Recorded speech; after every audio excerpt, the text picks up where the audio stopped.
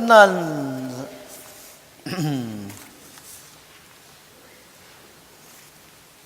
열왕기 14장 24절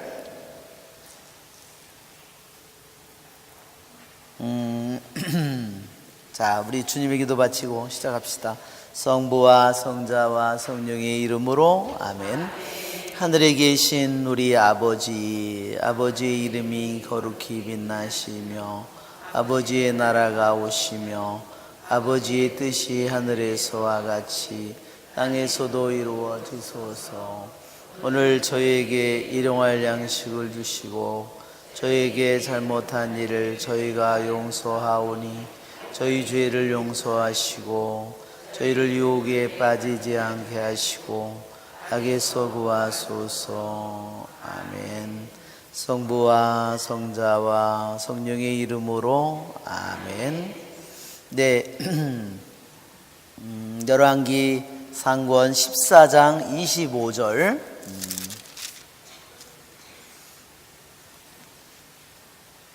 르호보암 임금 제5년에 이집트 임금 시삭이 예루살렘에 올라와 주님의 집에 있는 보물과 왕궁의 보물을 가져갔다. 그리고 뭐라 그랬어요? 모조리 가져가 버렸다 그랬습니다. 예. 이것은 25절은 한마디로 무엇을 의미하냐면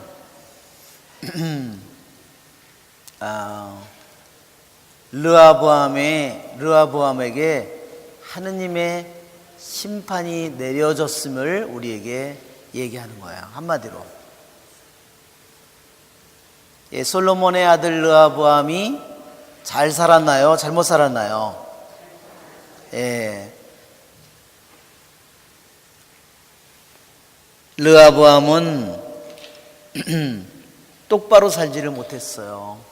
거기에 22절부터 나온 내용이 전부 다 어떻게 솔로몬의 아들 르호보암이 왕이 되어서 솔로몬 성전이 있었을 것이고 그 골짜기 계곡 건너편에 또 우상들의 신전들이 있었는데 유다 왕인 르호보암이 주님의 눈에 거슬리는 22절에 악한 짓을 저질렀고 자기 조상들이 지은 죄보다 더 커서 주님의 격정을 불러일으켰다 그렇게 되어 있죠.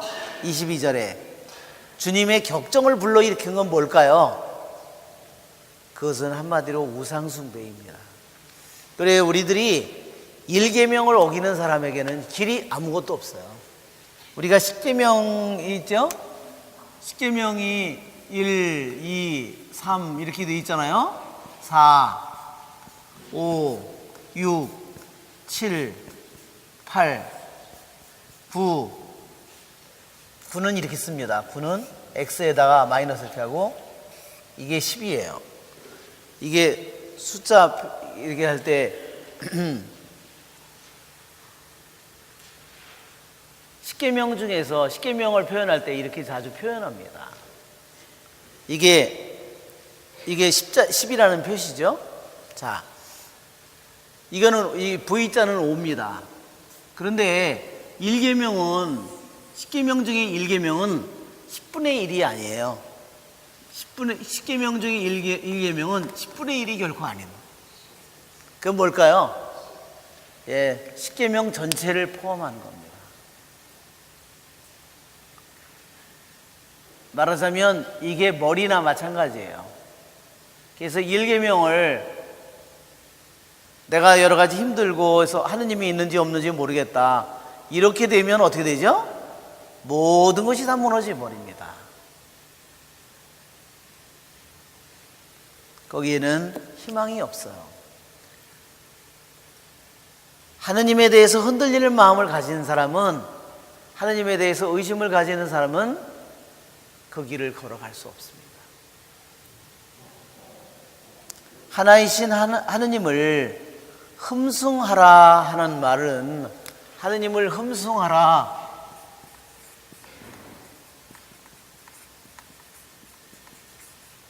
이 말은 그냥 우리가 하느님을 이 말은 그냥 경배하는 거하고 달라요.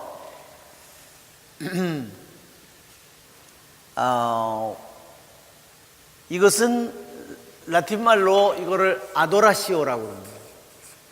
아도라레, 동사로는 아도라레라고 그러고 저기로는 라틴 말로는 아도라시오라고, 아도레이션이라고.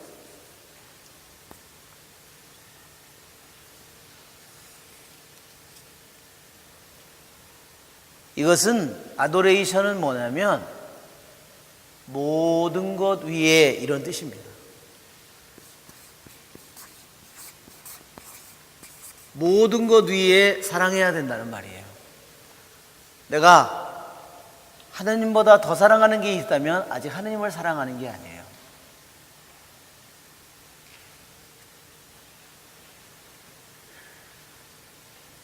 하나님을 모든 것 위에 사랑할 때 우리는 하나님을 사랑한다고 얘기할 수 있어요. 그래서 하나님보다 더 사랑하는 것이 있을 때는 내가 그 사람이 내 남편이고 내 아내인데 나보다 더 사랑하는 여자가 있어. 그러면 여러분 어떨까요? 아유, 그럴 수도 있지 뭐. 에이, 괜찮아. 아이, 뭐. 그거 어떻게 되겠죠? 야, 이놈아, 너 죽고 나 죽고 나 죽을 거야. 예. 그렇죠? 그것은 나와 결혼의 계약을, 신뢰를 깨트려 보는 일이에요. 그것은 그때 주님의 격정이 터져 나오는 거예요. 주님의 분노가 거기서 터져 나오는 거예요. 그것은 왜냐? 완전히 배신이에요. 여기에 주님의 격정을 불러일으켰다 하는 말은 일계명을 어겼다는 뜻이에요. 무슨 말인지 아시겠죠? 네, 일계명을 어겼다는 거예요.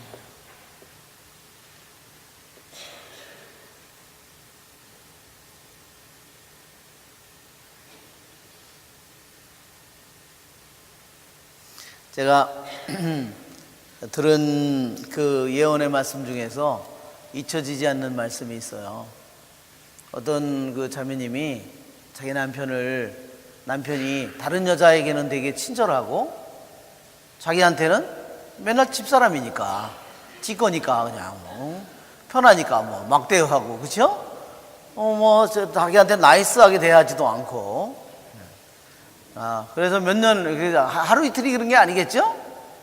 그래가지고 이제 마음이 어때요? 마음이 이제 상처도 있고, 또 상처 입은 데다 또 입고, 거기다 소금도 붓고, 쓰라리고, 그죠?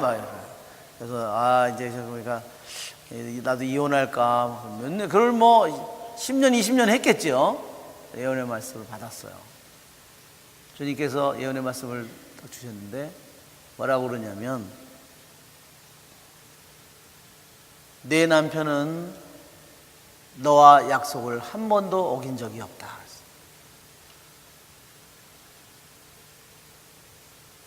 그랬더니 그분이 막 펑펑 우시더라고요. 한 번도 그 선을 넘어간 적이 한 번도 없었다는 거예요.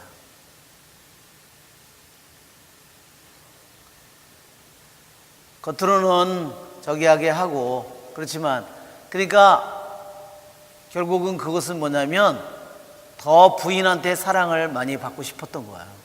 생각해 보세요. 거꾸로 된 거예요. 모든 것이 한순간에 뒤집어지는 거예요. 그러니까 어떤 마음이 어떻게 됐을까요? 자기가 그동안 해왔던 일들이 너무너무 후회가 되고 너무너무 가슴이 저미가 아픈 거예요. 내가 그동안 잘못했구나. 이것이 한번 그런 마음이 들면 10년, 20년간 마음이 어떻게 돼요? 마음이 좁아지고 차가워지고 점점 그렇게 되니까 어떻게 돼요? 점점 더 그런 일이 벌어진 겁니다. 우리는 이 주님께서 여기 있는 것처럼 22절에 그들이 지은 죄는 자기 조상들이 지은 모든 죄보다 더 컸다는 이야기는 뭐냐면, 조상들이 지은 것이 간음을 하고 무슨 도둑질을 하고 뭐를 한 그런 죄보다, 말하자면 여기 보면 뭐 네 번째 계명은 부모에게 효도하라는 거잖아요. 부모에게 잘못할 수도 있고, 뭐 육계명을 어길 수도 있고, 또는 뭐 남을 뭐 해칠 수도 있고, 뭐 거짓말을 할 수도 있고, 뭐 탐욕을 부릴 수도 있고, 그런 죄를 많이 지었다 하더라도, 이런 죄를 많이 아무리 지었다 하더라도 일계명을 어긴 사람은 이 자체와 비교가 되지 않는다는 거예요. 무슨 말인지 이해가 되시죠? 이것이 모든 것 위에 있는 법이기 때문에. 그래서 주님의 격정을 주님의 분노를 불러일으켰는데 희망이 있을까요? 그냥 여기 보면 보세요. 주님의 집에 있는 보물과 왕궁의 보물을 가져갔다. 모조리 가져가 버렸다. 그러니까 솔로몬이 해놓은 모든 저기가 얼마나 허무해요. 헛되고 헛되도다. 그렇죠? 그게 전도서에 있는 말씀 아니에요. 그렇죠? 코엘렛에 있는 말씀 아니에요. 2장 18절을 한번 보세요. 코엘렛 2장 18절. 자기가 만들어 놓은 금방 패고 모이고 모든 것들이 다 사라져 버렸어요. 코엘렛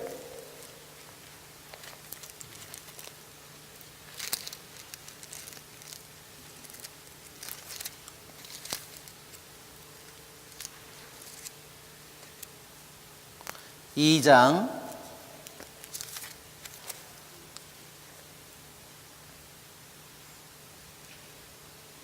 18절 11절에도 그러죠.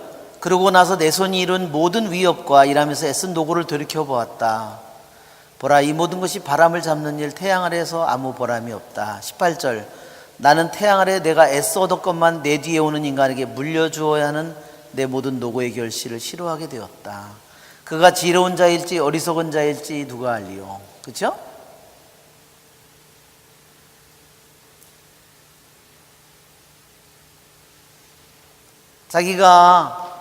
자기 물려줄 아들이 지혜로운지 어리석은지 알 수가 없고, 그 모든 그것이 이 코엘렛의 솔로몬이 늙어서 이 코엘렛을 쓴 것처럼 허무하게도 자기가 자랑스러워했고 애썼고 수많은 사람들이 칭찬했던 모든 일들이 다 한순간에 에집트로 사라졌어요.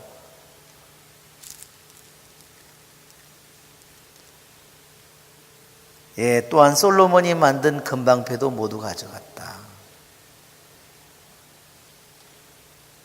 특히 뭐를 가져갔냐면요, 솔로몬의 왕좌를 가져갔습니다. 여기 성경에는 안 나오죠? 유대인 그 전성에 의하면 솔로몬의 왕좌를 주위에 있는 왕들이 너무너무나 탐냈다는 겁니다.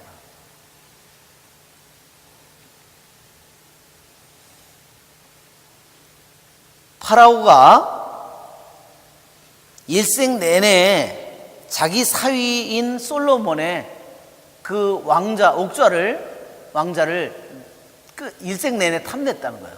그러다가 그거를 털러 온 거예요, 말하자면. 그거를 빼앗겼고, 그 솔로몬의 왕자를요, 파라오가 가지고 있었는데, 나중에 그걸 누가 와서 다시 훔쳐갔냐면요, 센나케립이, 아시리아 왕이 북이스라엘을 멸망시킨 센나케립이요, 와가지고 결국은 그 솔로몬의 왕자를 시리아로 가져갔답니다. 그를 다시 유대인의 전승에 의하면 히즈키야 왕 때 다시 찾아왔고, 그랬는데 후에 다시 파라오가 다시 이스라엘을 침공해서 다시 옥좌를 이집트로 가져갔답니다. 그랬다가 다시 바빌론 왕, 남유다를 멸망시킨 바빌론 왕이 다시 그 왕자를 가져갔대요.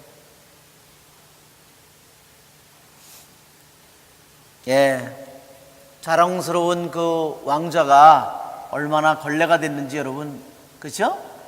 이민족 다른 이방인들에게 그 옥자가 짓밟히고 있는 모습을 보게 됩니다.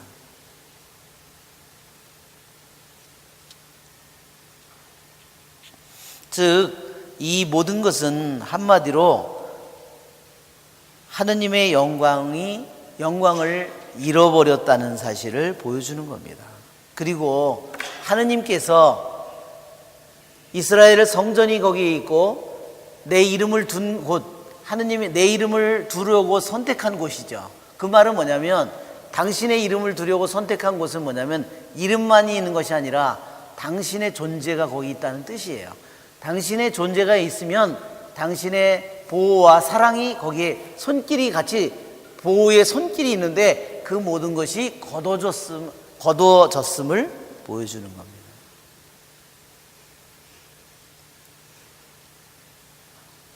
지난번에 이집트 신전에 있는 거 보셨죠? 우리 한번 볼까요? 이집트 신전에 어떻게 되어 있냐면 이거 안 켰구나 또.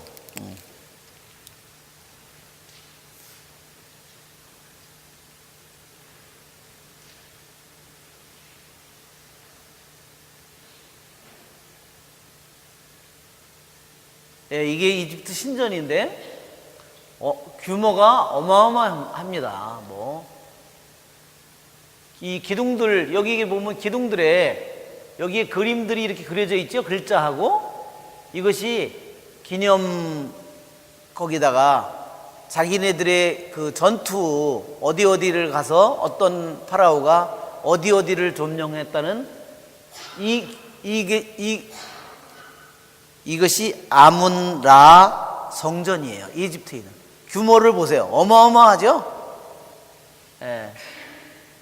이게 아문라 그 이집트에 있는 그거를 이제 말하자면 보고 이렇게 해서 그려가지고 이것을 해놓은 그 도시의 모습이에요. 여기에 이 기둥에 이 기둥에 여기에 어떻게 이스라엘을 여기 보면 여기에 있는 그림은 이건 뭐냐면 사람 얼굴이 있죠? 베시안이라고 써요. 이스라엘의 베시안 성벽은 뭐냐면요. 누가 죽어서 목이 여기 걸려 있었죠? 사울 왕이 죽어가지고요. 사울 왕이 죽었잖아요. 그 죽어서 목을 잘라가지고 베시안 성벽에다가 걸어놨어요. 이게 베시안 성이에요. 그 다음에 수넴 여자 있죠? 수넴 여자 아비삭 이런 나오잖아요. 그 다음에 기브온 다 여기에 150개가 넘는 도성을 파라오가 점령을 해서 했다는 게 이때 말하자면 이런 일이 일어난 겁니다. 이게 BC 926년에서 약 930년 사이에 아문나 성전의 벽에 저거를 인스크립션이라고 그럽니다. 그러니까 안에 이렇게 글자를 새겨 넣었다고 그래서 이거는 스크립션이라는 것은 글을 써놓은 거죠. 글 써놓는데 써놓은 이거는 글을 튀어나오게도 할 수 있고 안으로 들어가게도 파서 할 수 있는데 안으로 파서 판 거죠. 그래 이 비문이에요. 아몬나 저기에 비문에 이때 이스라엘이 이러한 유다가 공격을 당했음을 보여줍니다. 역대기 학원의 설명에 의하면요, 12장에 이 파라오가 쳐들어왔을 때 이스라엘이 완전히 성전까지 다 무너질 수 있었는데 왜 성전은 무너뜨리지 않았느냐? 이스라엘이 회개했기 때문에 완전히 파멸시키지는 않았다고 되어 있어요.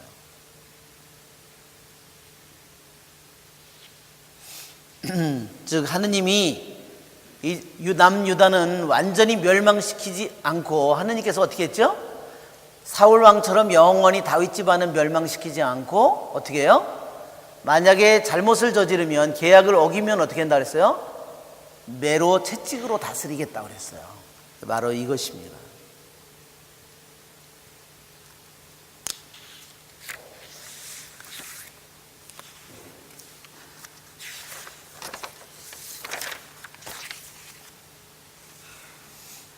그러자 르호보암 임금은 금방패 대신 무슨 방패를 만들었어요? 대신 청동 방패를 만들어 왕궁 대문을 지키는 호위 군관들의 손에 그것들을 맡겼다.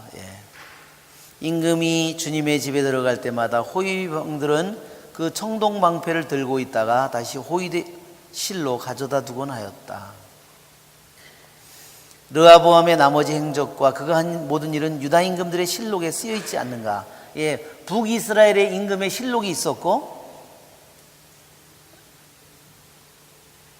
그 다음에 남유다 임금들의 실록이 있었고, 솔로몬 임금의 실록이 따로 있었죠. 이 기록에는 제목이 나오는데 실제로는 전쟁을 통해서 북이스라엘이 멸망할 때, 아시리아에 멸망할 때, 남쪽은 바빌론 제국에 의해서 멸망할 때 다 불에 타서 없어졌을 것이다, 이렇게 추측하고 있습니다. 르호보암과 여로보암 사이에는 늘 전쟁이 있었다. 르호보암은 자기 조상들과 함께 잠들어 다윗성의 조상들과 함께 묻혔다. 그 어머니 이름은 나아마인데 암몬 여자였다. 그의 아들 아비암이 그 뒤를 이어 임금이 되었다. 예, 31절은 그래서 그의 어머니 이름은 나아마인데, 항상 남쪽 유다의 왕의 어머니 이름은 나온다 그랬죠? 왜 어머니 이름은 왜 나온다 그랬어요? 게비라라고 그랬죠? 게비라. 예, 이게 우리가 어머니시여 모시여 하죠? 모후라는 이 말이, 모후는 어머니하고 말하자면 여왕하고 이 명칭이 같이 들어가 있는 거예요. 퀸 마더예요. 그러니까 퀸, 이게 퀸 모 마더. 그러니까 이스라엘에서는, 남쪽 유다에서는 왕이 즉위하면 부인이 모후가 아니라 왕의 어머니가 모후라는 거예요. 아시겠죠? 예, 왕의 어머니가. 그러니까 왕이 결혼하면 왕의 부인이 얼마나 많아요? 솔로몬은 1000명. 예. 그렇죠? 그렇기 때문에 왕의 어머니가 대단한 그러한 권한을 지니고 있었습니다. 자, 그런데 여기 보면, 왜 앞에서 보면, 여기 보면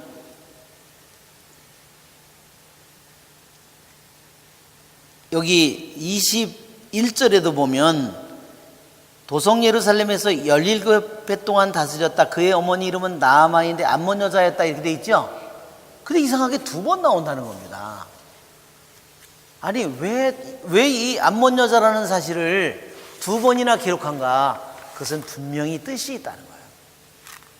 그러니까 이스라엘에서 왕이면 더욱더 왕이 자기의 아내를 이스라엘 가운데, 여자 가운데서 골라야 되는데, 암몬 여자를 아내로 솔로몬이 삼았다는 사실 자체가 커다란 문제를 이미 안고 있었던 거예요. 그러니 그 왕이 제대로, 말하자면 그렇게 자란 그 왕이 제대로 일을 할 리가 없다는 겁니다.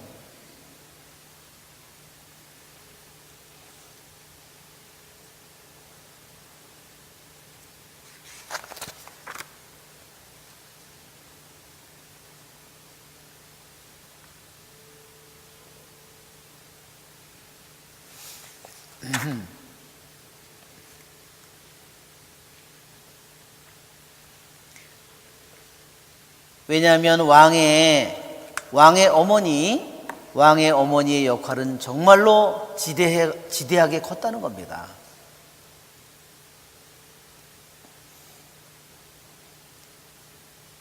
그 어머니의 이름이 나아마 암몬 여자였다는 이 말은 분명히 이 여자가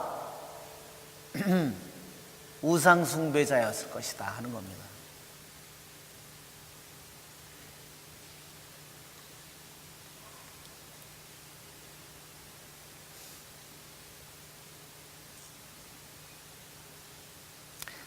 즉 여기에 2번 나온 이유는 바로 이 솔로몬의 아들 르호보암의 처음서부터 그 엄마의 영향이 지대하게 컸다는 거예요. 그러니까 빗나간 우상을 숭배한 이유 중에 하나가 이 르하보암이 엄마의 영향이 커서 잘못 우상 숭배를 한 그것을 우리들에게 반영한다는 겁니다.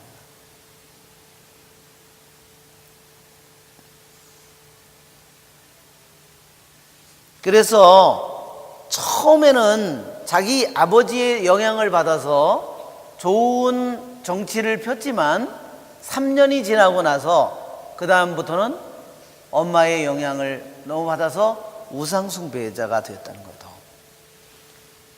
이게 유대인 전승에 있는 이야기입니다.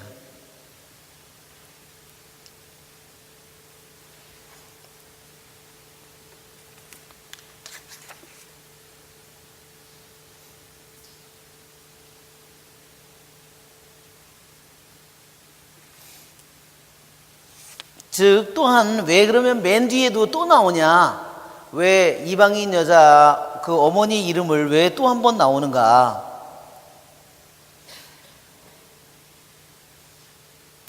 즉 그는 죽어서 조상들과 함께 이미 묻혔는데 왜 이름이 또 나오느냐?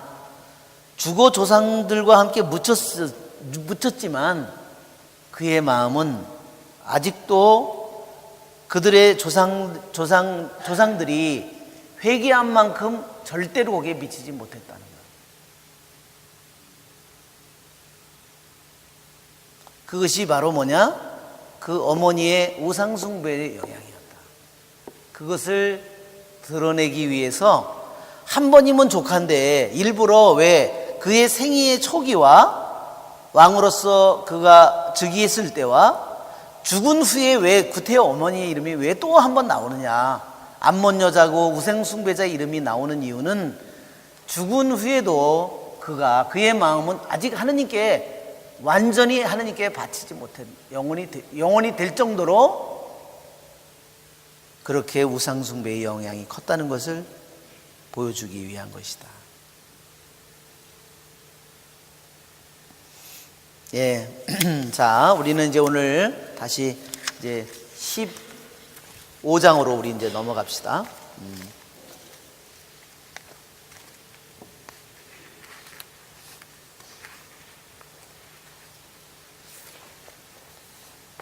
예, 그래서 이 성경에는 왕의 그 통치를 우리들에게 기록해 주지만 잘못했을 때 반드시 하느님의 심판이 항상 거기에 나오는 게 거기 나오죠? 네, 이렇게 겉으로 보면 잘 안 나타나는데, 자, 우리 15장 우리 좀 읽고 우리 한번 합시다.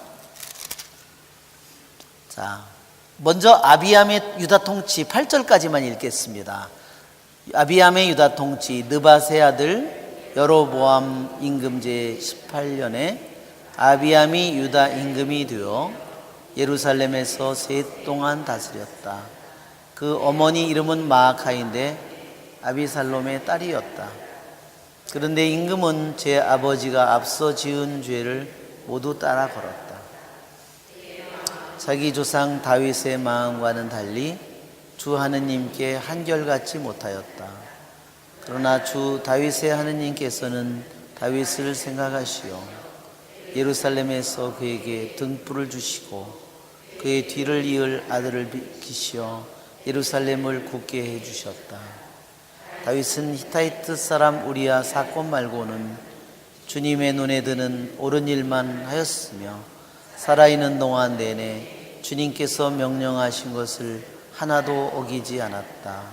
르하보암과 예로보암 사이에는 늘 전쟁이 있었다.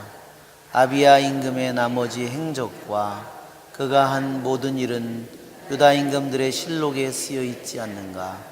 아비암과 예로보암 사이에도 전쟁이 있었다. 아비암은 자기 조상들과 함께 잠들어 다윗성에 묻히고 그의 아들 아사가 그 뒤를 이어 임금이 되었다. 네, 여기 보면 아비암에 대한 이야기가 짧습니다. 수연님, 우리 히터 좀 틀어주시면 감사합니다. 여기는 짧죠? 예, 아비암. 그래서 아비암은요, 이름이 원래 아비야예요. 아비야. 그런데 예언자 아비야와 그 북이스라엘의 아비야와 구분하기 위해서 그래서 아비암이라고 부릅니다.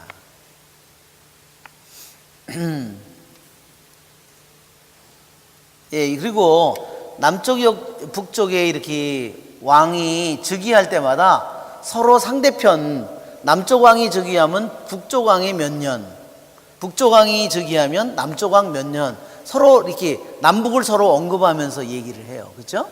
그것이 특징입니다.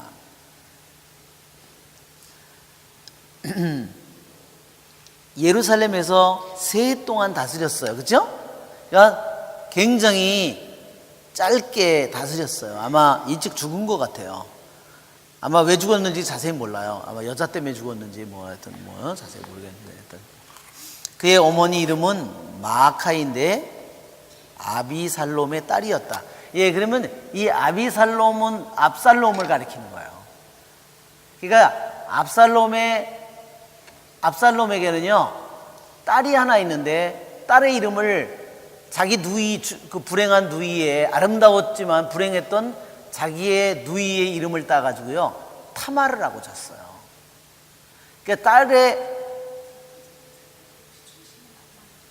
아니 효정이는 별로 춥지 않으시나요? 온도를 좀 더 올려야 될 것 같아요. 약간 올려달라고. 예, 그래서 이가 압살롬의 딸 타마르 친딸이 아니라 말하자면 손녀일 것이다 이렇게 추측을 하는 겁니다. 손녀. 근데 성경에서는 그냥 딸이라, 성경에서 아비살롬의 딸이라면요 손녀도 그냥 딸이라고 부르는 거예요. 손자인데도 그냥 아들이라고 부르고. 성경은 그렇습니다. 증손자도 아들이고 증손녀도 딸이에요. 그냥 말하자면 성경에서는.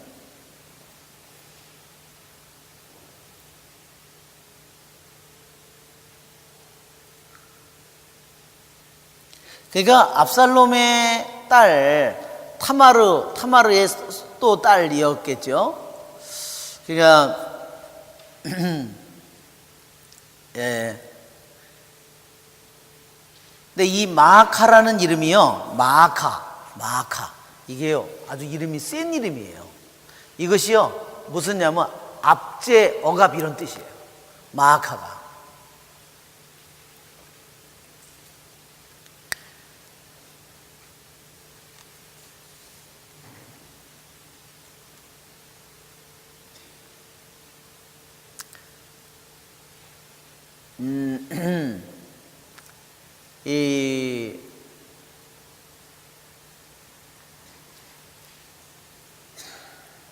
아버지는 그렇죠? 근데 왜냐면 반란을 일으켰잖아요. 그렇죠? 압살롬이라고 표현을 하지 않고 아비살롬이라고 일부러 표현한 것도요 다윗 왕에게 반란을 일으켰기 때문에 아마 압살롬이라고 표현을 하지 않고 아비살롬이라고 했을 거예요. 반역을 일으킨 사람의 이름을 성경에서 그것을 왕의 모후의 이름을 올리는데 반역자의 이름을 올리기가 뭐하니까 그냥 다른 사람인 것처럼 아비살롬이라고 일부러 표현을 한 것 같아요. 그런데 임금은 제 아버지가 앞서 지은 죄를 모두 따라 걸었다. 예.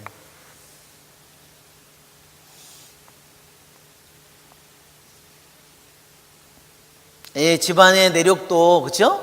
예, 집안의 내력도, 이게, 예? 근데 이쁘긴 되게 이뻤나 봐요. 왜? 압살롬도 인물이 잘났다 그랬잖아요. 압살롬의 누이도 타마르도 어땠어요? 너무너무 이뻐가지고 어떻게 해서 암논 왕자가 병이 났잖아요.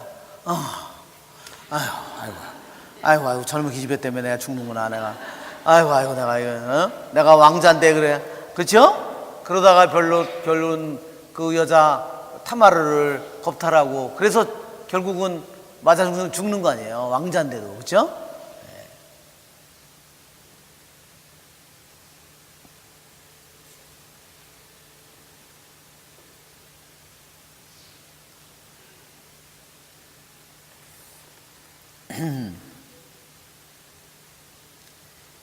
그의 마음은 자기 조상 다윗의 마음과는 달리 주 하느님께 한결같지 못했다.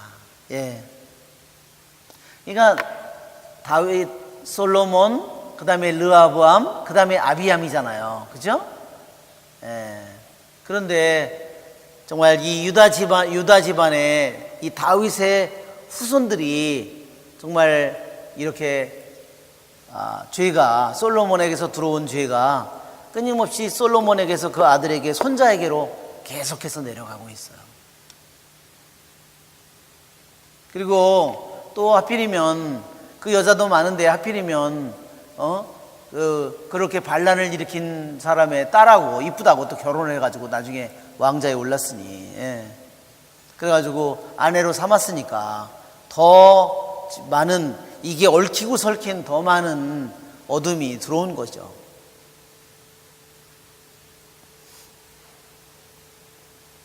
여기에 마음이 한결같지 못했다. 그것은 히브리 말로 샬렘이라고 그래요. 샬롬 비슷합니다. 샬렘. 이것은 뭐냐면, 이것은 완전하다는 말이에요. 온전하다. 즉 완전하다는 말보다 그의 마음이 완전하다. 하느님께 온전히 다 바치지 못했다는 거예요. 온전하다. 하느님께 통째로 다 바치지 못했다는 거예요. 마음이 뭔가 새는 데가 있었다는 거예요. 뭔가 따로 말하자면 뭐가 있는 거예요.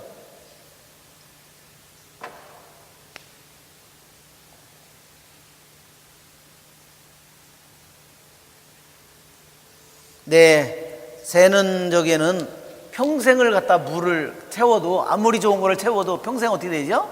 찰까요? 예, 차지 않고 계속, 예, 부족할 것 같아요. 그것이 이 성경의 언어입니다. 그래서 내가 완전한 것처럼 너희도 완전한 자가 되라 그러잖아요. 주님께서 퍼펙트한 인간이 되는 게 아니라 그 성경의 샬렘, 그게 샬렘이에요. 히브리 말로는 샬렘이고, 그 말이 이게 뭐냐면요, 그 말이 바로 온전하다 이런 말이에요. 온전한.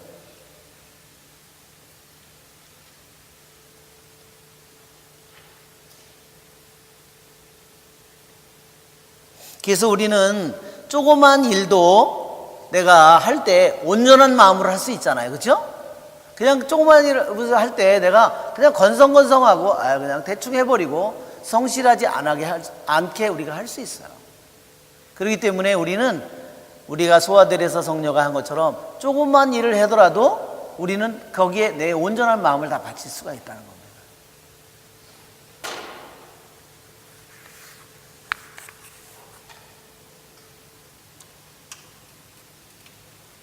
아니, 여기가 온도가 더 이상 안 올라가나 보나요, 수녀님?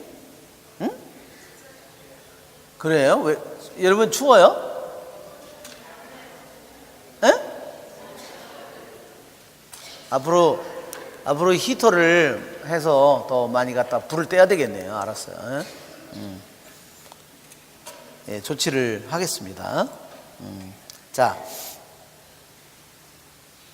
그러나 주 하느님께서는 다윗을 생각하시어 예루살렘에서 그에게 등불을 주시고 그의 뒤를 이을 아들을 일으키시어 예루살렘을 굳게 해주셨다.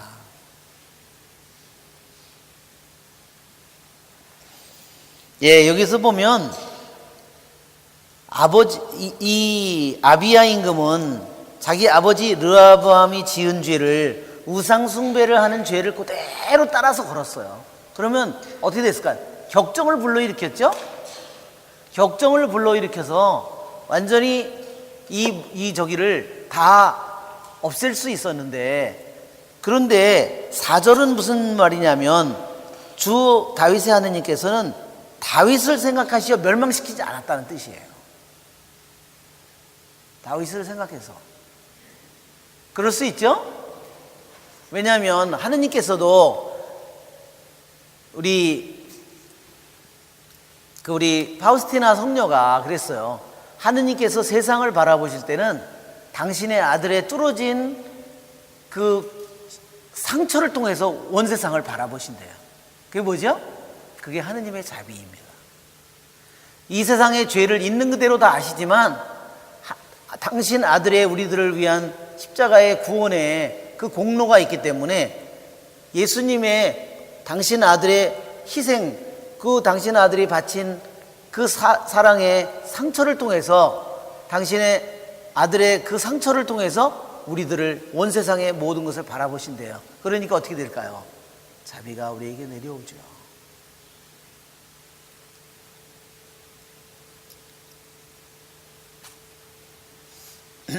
자, 에페소서 1장 3절을 한번 보시면, 에페소서, 왜 다윗을 통해서 그렇게 할 수 있었을까? 에페소서 1장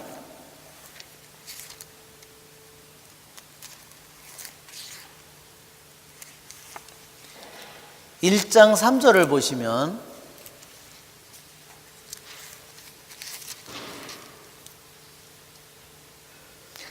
우리 주 예수 그리스도의 아버지 하느님께서 찬미 받으시기를 빕니다. 하느님께서는 그리스도 안에서 하늘의 온갖 영적인 복을 우리에게 내리셨습니다. 그죠? 축복을 누구 때문에 내리셨어요? 예수 그리스도 안에서, 예수님 때문에, 예수님 안에서 온갖 영적인 복을 내려주시는 거예요.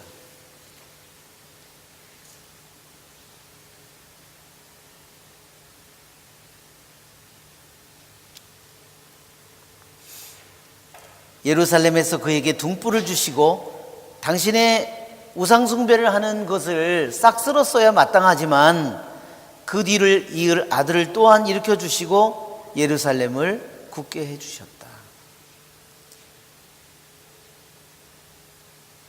자,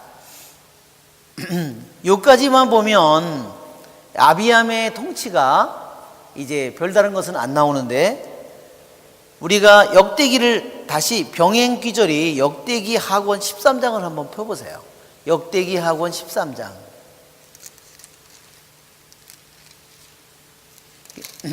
그래서 다음 성경 공부할 때요, 우리 열왕기가 끝나면 역대기는 하지 않고 그 다음 부분으로 넘어가려고 그럽니다.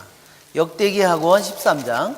이 병행귀절을 보면 아비암의 유다 통치가 또 똑같이 나오죠? 자, 보세요. 예로보암 임금 제18년에 아비야가 유다 임금이 되어 예루살렘에서 세 동안 다스렸다. 그 어머니 이름은 미카야인데, 그렇죠? 여기는 아까는 마아카라고 나오고 이름이 좀 비슷하죠? 예. 기브아 출신 우리엘의 딸이었다. 그리고 집안의 이름도 다르죠? 여기서 이름도 둘일 수 있어요. 얼마든지 여기서 가능한 일입니다. 예, 아비야와 예로보암 사이에 전쟁이 벌어졌다. 아비야는 전투에 능한 정예용사 40만을 이끌고 싸우러 나갔고, 그에게 맞서 예로보암은 정예용사 80만을 거느리고 전열을 갖추었다. 자, 병력은 누가 많아요? 북쪽이 훨씬 많죠? 그러니까 80만하고 40만하고 싸우는 것은 정말 굉장히 불리한 상황이에요. 자, 또 뭐가 불리하냐면요, 여기서 보면 예로보암은 나이가 아주 많아요. 그렇죠? 예로보암은 통치를 40년이 넘게 했거든요. 예로보암 18년이니까 예로보암은 거의 뭐 내 생각에 50은 넘고, 그러면 아비야는 청년일 거예요. 그러면 정말 이 예로보암은 나이가 많고 경험이 아주 많은, 그러한 통치 경험이 많은, 전쟁 경험이 많은 적이고, 아비야는 아주 애송이에요. 애송이. 그 병력도 반밖에 안 돼. 전쟁을 하면 그냥 저기로만 싸우면 너무너무나 불리한 상황입니다. 그때의 4절, 아비야가 에프라임 산악 지방에 있는 츠마라임 산 위에 서서 말하였다. 예로보암과 온 이스라엘은 내 말을 들어라. 너희는 주 이스라엘의 하느님께서 소금 계약으로 다윗과 그 자손들에게 이스라엘을 다스릴 왕권을 영원히 주신 것을 알지 않느냐. 예, 다윗 가문에게 이스라엘을 다스릴 권한을 영원히 주셨죠. 예. 그런데도 다윗의 아들 솔로몬의 신하 느밧의 아들 예로보암이 일어나 자기 주군에게 반역하였다. 그래서 건달들과 무례한들이 그에게 몰려들어 솔로몬의 아들 르호보암에게 맞섰다. 그때 르호보암은 아직 젊고 마음이 연약하여 그들에게 맞설 힘이 없었다. 이것은 자기 아버지를 얘기하는 거죠. 네.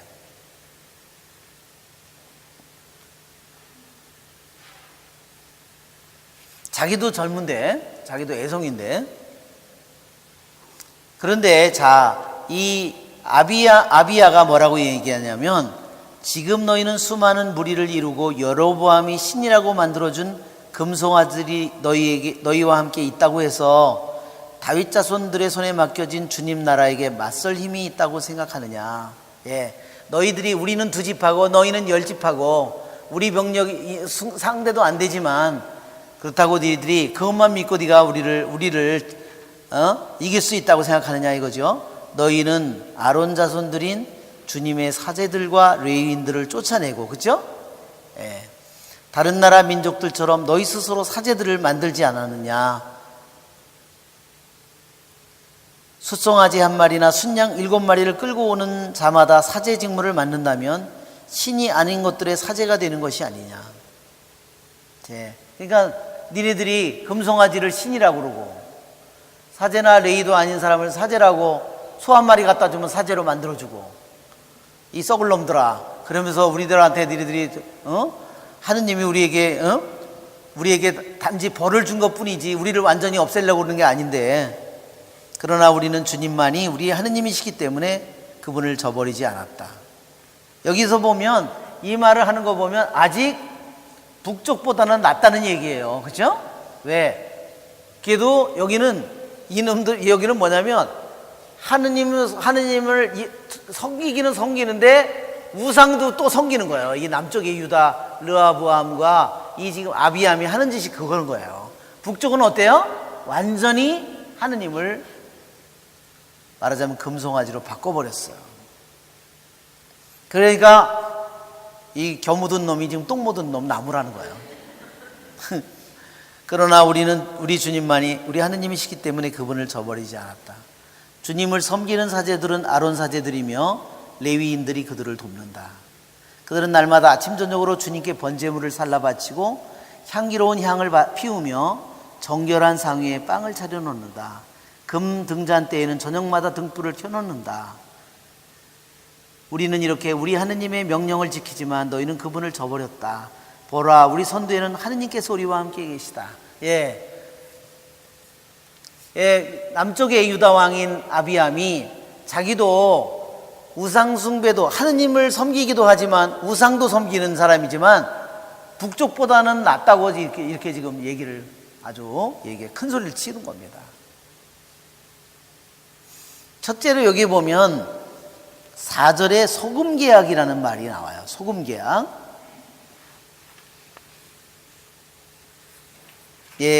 옛날의 문화에서는요, 너무나 소금이 귀했기 때문에요, 월급을 소금으로 주었습니다. 그러니까 그리스나 로마나 이런 데서 군인들 월급을 줄 때도 소금으로 준 거예요. 그러면 그 당시에는 소금을 다른 거로 바꾸면 엄청난 값어치를 가지고 있는 거예요. 그래서 무슨 말을 했냐면 우리는 밥값을 해라 그랬잖아요. 그래서 사람들은 속담이 뭐냐면 소금값을 해라 그런 거예요. 서양 말로는 소금값을 해라.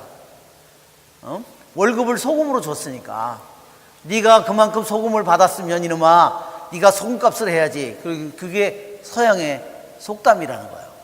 그 정도로 소금이 그들의 삶 속에 깊은 부분을 차지하고 있었는데, 이것이 뭐냐면 소금은 아랍 사람들은요, 지금도 같이 두 사람이 서로 모르는 사람이 만나서 소금을 같이 먹으면요, 계약을 맺는 거예요. 그것은 뭐냐면 서로가 서로를 보호해줘요. 이때까지는 적이었다 하더라도 서로를 목숨을 바쳐서 지켜줘야 돼요. 그래서 둘이 같이 소금을 먹는 순간에 그 계약이 딱 묶여진다는 거야.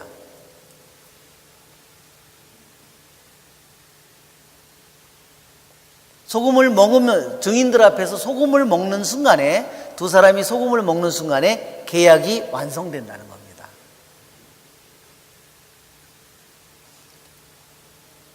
여기 보면 민수기 18장 한번 민수기 한번 18장 민수기 18장을 보면 소금 계약이라는 말이 또 나옵니다.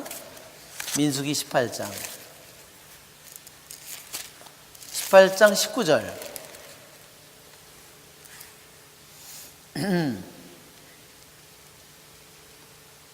이것은 흔들어 바치는 예물, 이러한 얘기예요. 그 전에 흔들어 바치는 예물 했었죠? 이스라엘 자손들이 주님께 들어 올려 바치는 거룩한 예물들은 모두 영원한 규정에 따라 내가 너와 너희 아들 그리고 너와 함께 있는 너희 딸들에게 준다. 이는 너와 너희 후손들을 위하여 주님 앞에서 맺은 영원한 소금 계약이다. 이렇게 돼 있죠? 영원한 소금 계약.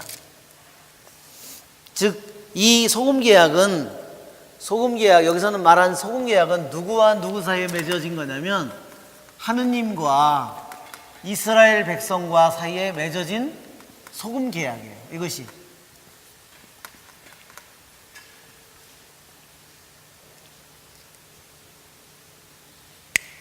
그래서 소금 계약은 변하지 않는다는 의미를 가지고 있어요. 그렇죠? 왜 레위기 2장에 보면 고기를 잡아서 제물로 바칠 때, 짐승을 잡아서 제물로 바칠 때요, 꼭 소금을 치도록 돼 있어요. 그것은 소금을 치면, 그냥 소금을 안 치면 고기가 일정한 시간이 지나면 다 썩잖아요. 소금을 치면 어때요? 썩지가 않죠. 그래서 이 소금 계약은 영원한 의미를 가졌어요. 영원하다는. 그리고 깨어질 수 없는 그러한 썩지 않는다 하는 그러한 의미를 가졌습니다.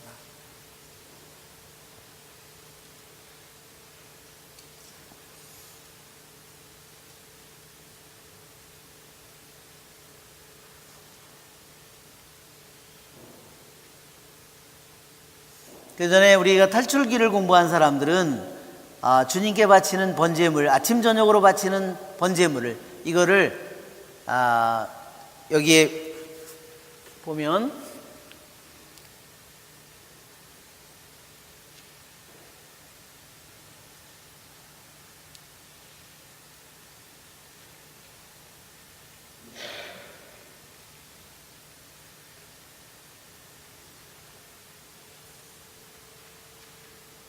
이게 여기에 보면 아침 번제물, 이게 아침 제사가요, 유대인의 아침 제사가 9시예요.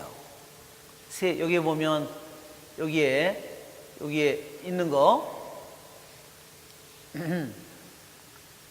그래서 이게 옛날에는 1시, 2시, 3시, 4시, 5시, 6시, 7시, 8시, 9시, 오후 9시경, 그게 9시는 뭐냐? 오후 3시를 가리키는 거예요. 자, 아침에 일어나면서부터 1시, 2시, 3시 이렇게 따진 겁니다. 그래서 세 번째 시간, 아침 제사가 이루어지고 저녁 제사는 오후 3시에 이루어진 거예요. 예, 그래서 말하자면 제물을 바쳐서 이런 식으로 막 이제 말하자면, 지금도 이스라엘 가면 막 마이크로 나오잖아요. 제일 중요한 그 사람, 이 제사가, 그래서 우리가 아침 저녁 기도도 말하자면 이 유대인의 아침 저녁 제사가 그대로 아침 저녁 기도로 우리에게 들어온 겁니다.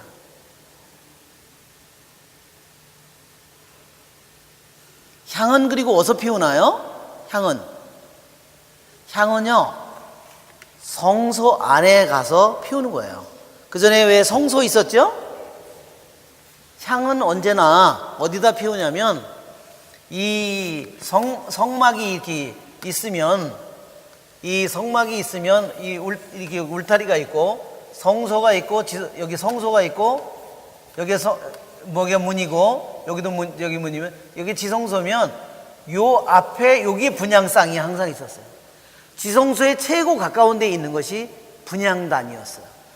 바로 향을 바치는 것은 바로 여기서 바치는 가장 깨끗한 제물이에요. 여기에 뭐가 있죠?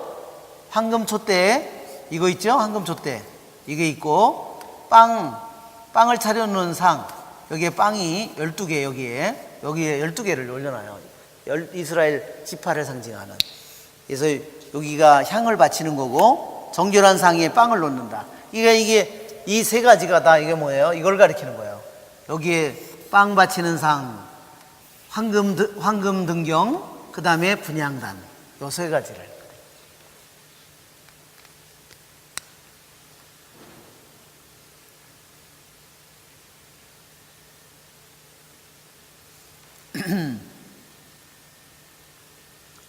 이스라엘 자손들아, 그래가지고 여기 보면 그분의 사제들이 너희를 공격하라는 전투 나팔을 불려고 서 있다. 전투 나팔은요, 민수기 10장에 나옵니다. 전쟁에 나가면은 전투 나팔을 불라고 그랬어요. 왜? 하느님이 너희를 기억하실 것이다 그랬어요. 전투 나팔을 이렇게 부르면 하느님께서 너희를 전쟁에 나갔을 때 너희를 기억할 것이라고. 그리고 너희는 그 전쟁에서 구원받을 거라고. 그러니 얼마나 신나는 나팔이에요. 그렇죠? 떨리고 두렵고 저기 한데, 그러나 예로보암은 이미 복병을 유다군 뒤로 돌아가게 하였다. 예, 예로보암이 얼마나 나이도 벌써 경험도 많고 전쟁이 경험이 많기 때문에 벌써 80만이니까 반 나눠도 40만이니까 그 중에 10만만 뒤로, 몇만만 뒤로 돌아가게 해도 어때요? 예. 이렇게 이스라엘 군은 유다군 뒤에 복병을 숨겨두고 그들과 정면에서 맞섰다. 유다군이 돌아보니 전투가 앞뒤에서 벌어지고 있었다. 이제 다 죽게 생긴 거죠? 남쪽의 유다군이 병력이 반밖에 안 되는 저기가 이제는 완전히 포위돼서 죽게 생겼어요. 그래서 그들은 어떻게 했냐? 주님께 부르짖었다. 사제들이 쇠나팔을 불자 유다군은 함성을 올렸다. 유다군이 함성을 올릴 때 하느님께서 아비야와 유다 앞에서 예로보암과 온 이스라엘을 쳤다. 이스라엘 자손들이 유다 앞에서 도망쳤다. 하느님께서 이렇게 이스라엘 군을 유다군의 손에 넘겨주시어 아비야와 그 군대가 적들을 크게 무찔렀다.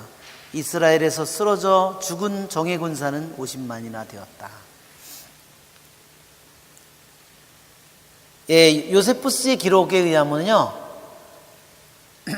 여기 있는 것처럼 20절에 예로보암은 아비야 생전에 힘을 회복하지 못하고 주님께서 그를 치시니 그가 죽고 말았다. 그래서 주님께서 그를 치신이 치었다는 것은요, 그가 갑작스럽게 죽었다는 뜻이에요. 자, 이제 북쪽은 완전히 금송아지를 숭배하고 남쪽은 주님의 성전은 있지만 우상의 신전이 모압신, 암몬신, 팔레스타인, 필리스틴 신 무슨 이런 갖가지 신전이 있지만 남쪽에 이제는 그를 정화시키는 게 목적이죠. 그래서 하느님께서는 미워도 다시 한번, 예, 정말. 그러나 여기 보면 아비야가 정말 올바른 기도를 했음을 여기서 보여주고 있습니다. 또 한 가지는 분명히 아비야는 아주 애송이 왕이고 병력도 훨씬 부족한데 어디서 그런 용기가 났을까? 그것은 하느님을 신뢰했기 때문입니다.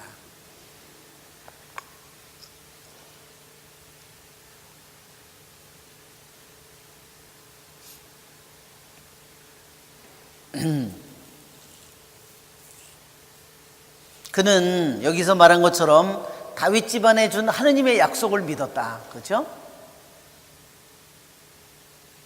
그리고 참된 예배가 유다에 있다는 것을 솔로몬 성전에, 예루살렘 성전에 있음을, 그가 거기서 이루어지고 있음을 그가 믿었습니다.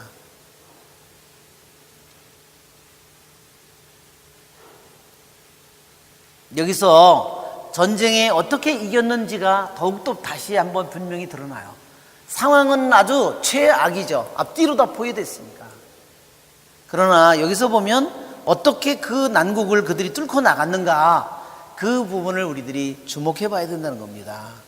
유다군이 돌아보니 전투가 앞뒤에서 벌어지고 있었다. 그래서 그들은 주님께 부르짖고 사제들이 쇠나파를 불고 함성을 올렸을 때 그들이, 주님께서 그때 그들을 쳤다는 겁니다. 자신들의 병력으로, 병사의 힘으로 할 수 없는 일을 주님께서 이루셨습니다. 이것이 바로 그들이 믿음으로 돌파한, 그 난국을 돌파한 그러한 것을 보여줍니다. 그래서 우리들에게 여러 가지 난국이 왔을 때 우리들도 인간적인 근심 걱정만으로 하면, 인간적인 저기로만 하면 어때요? 별로 소용이 없어요. 우리들도 여기에 있는 것처럼 이 아비야 왕이 어때요? 아비야 왕은 분명히 훌륭한 왕은 아니에요. 어떻게 자기 아버지의 길을 따라서, 여기 3절에 제 아버지가 앞서 지은 죄를 모두 따라 걸었다 그랬죠? 그것은 뭘 가리키냐면 우상을 동시에 숭배했다는 것을 가리키는 거예요. 그러나 급한 일이 닥치니까, 전쟁이 닥치니까 어떻게 했어요? 우상한테 가서 하지 않고 누구한테 부르짖었어요? 하느님께 부르짖었어요.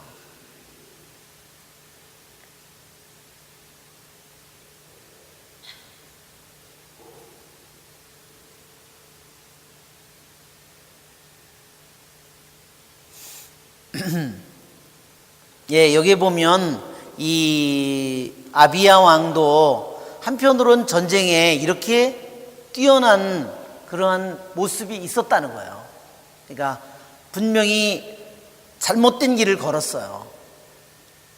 그러나 한편으로 이러한 모습을 보여줬습니다. 우리 10분 쉬었다가 우리 하겠습니다. 예, 저는요 성경 공부를 지하 소성당에서 하겠습니다. 예, 저희 날씨가 추워져서 거기가 따뜻하고 거기는, 그래서 거기서 하도록 하겠습니다. 자, 우리 아비암의 통치에 대해서 우리가 했는데, 자, 우리가 먼저 15장 그림을 한번 볼까요? 그 15장에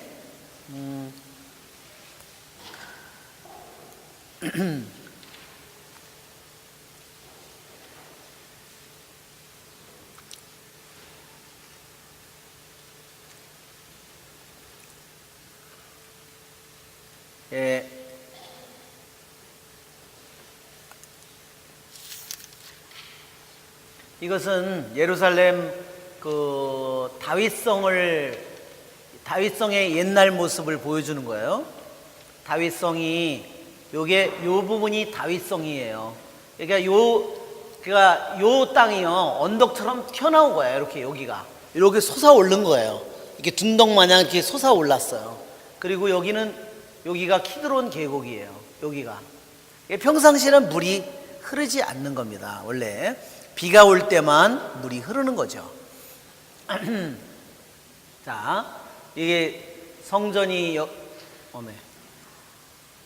그래서 솔로몬 성전은 여기다가 세워진 거고, 이 장소는 원래 무슨 장소죠? 아라우나의 타작마당이라고. 그리고 이 장소가 원래는 뭐예요? 아브라함이 이삭을 제물로 바친 그 산이에요. 바로 내가 장차 너에게 보여줄 모리아 땅으로 가거라 그랬죠?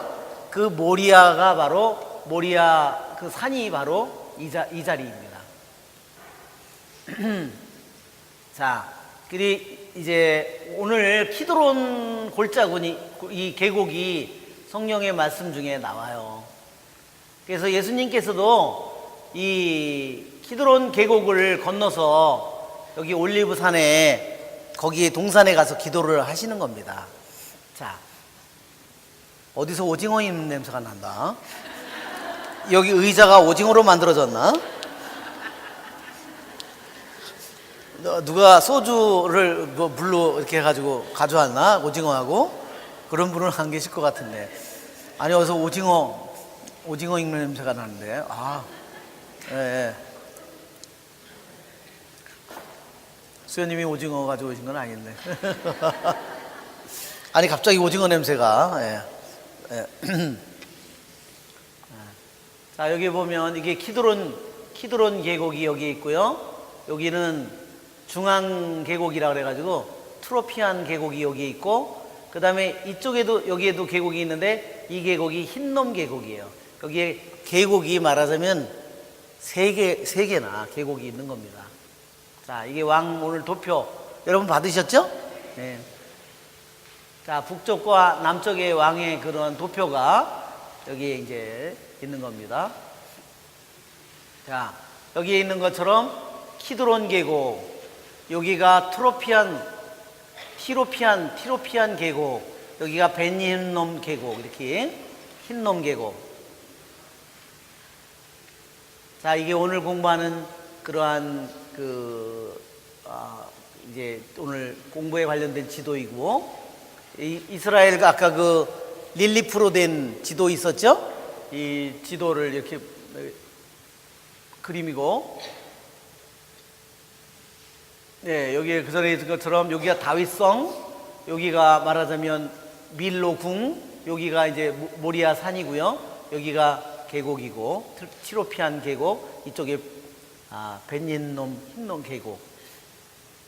자, 이것들이 이스라엘 땅이 이렇게 생긴 거예요. 완전히 여기 보면 평야지대, 그렇죠?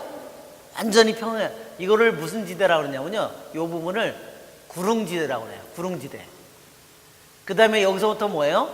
그냥 완전히 쫙 이렇게 올라간 거예요. 이렇게까지 한 높이가 한 700m 되는 이게 산등성이, 여기에 말하자면 이스라엘의 주된 도시들이 다 이 꼭대기, 강원도 꼭대기, 태백산맥 꼭대기에 있었어요. 왜 그런지 아시죠? 얼마나 인생이 고달팠는지.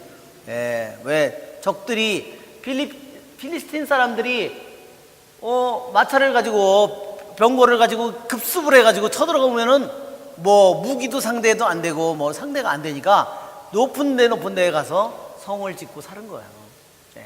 예, 예루살렘 여기 보죠? 여기 있는 것처럼 모든 이 중요한 도시들이 다 제일 꼭대기에 있습니다.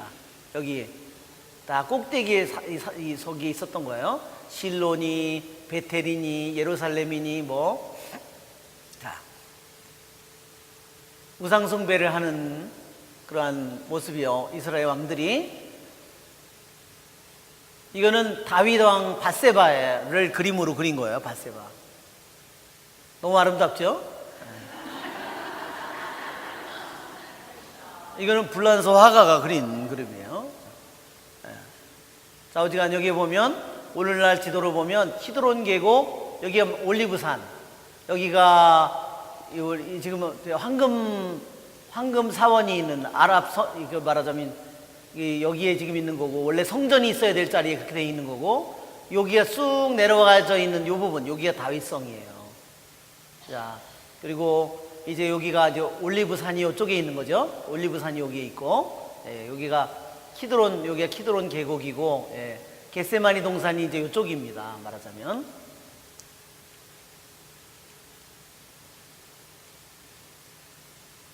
이건 이집트의 공주하고 파라오의 딸하고 솔로몬이 결혼하는 거예요. 이게 황금 등용이고 등불, 그 사람들이 많이 사용하던, 예, 이게 대사제가 여기서 황금 등용이 있고, 여기에 빵상이 이쪽에 있고, 제일 성소 앞에, 여기 계약의 궤 앞에 분향단이 이렇게 놓여져 있는 겁니다. 자, 이건 황금 송아지를 숭배하는 모습이고, 자, 여기 보면 이 도표는 뭐냐면, 이 성경에 여기에 보면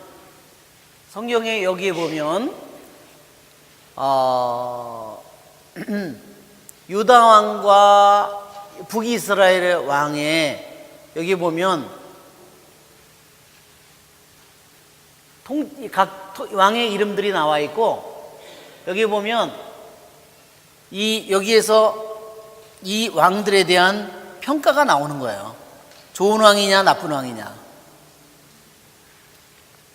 현재까지 나온 왕 중에서요, 좋은 왕이 하나도 없어요. 왕국이 분열된 다음에. 그러면 남북의 왕들 중에서요, 좋은 왕으로 판명이, 여기서 성경에서 좋은 왕이라고 나온 사람은 총 8명이에요. 북쪽에서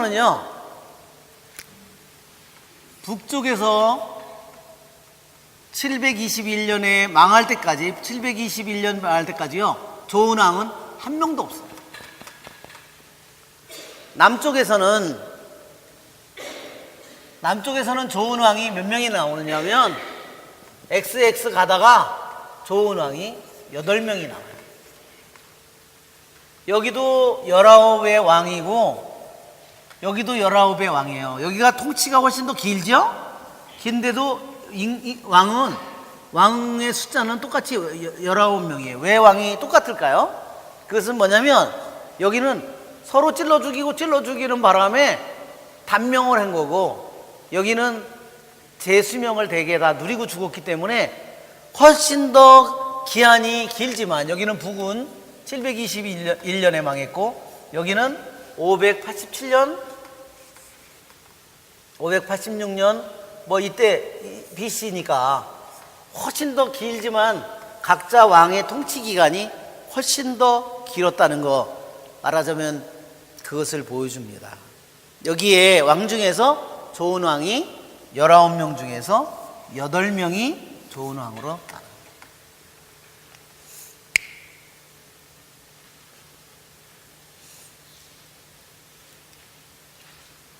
자, 이 성경은 그래서 우리들에게 어떤 왕이 어떤 용감한 전쟁을 했고 어떤 위대한 일을 했고 그거에 대해서는 관심이 없어요. 무슨 말인지 아시죠? 우리가 이 성경을 읽을 때 성경의 의도는 너무너무나 분명해요. 그 왕이 하느님을 일편단심으로 섬겼는가 아니었는가, 그것만이 여가지 얼마나 나라를 잘 다스렸고 경제를 얼마나, 군사력을 얼마나, 그거에 대해서는 전혀 그런 것은 관심이 없어요. 지금 아비암은 어때요? 좋은 왕이에요? 나쁜 왕이에요? 전쟁에서는 어때요? 굉장히 믿음을 보여줬고 용감했지만, 그러나 아비암에 대한 열왕기 15장의 귀절은 여기에 보면 8절로 끝이에요. 아비암은 3해 동안 다스렸고, 엄마는 마아카 아비살롬의 딸이었고, 자기 아버지가 앞서 지은 죄를 모두 따라 걸었다. 주 하나님께 대한 마음이 한결같지 못했다, 온전하지 못했다, 이 말이에요.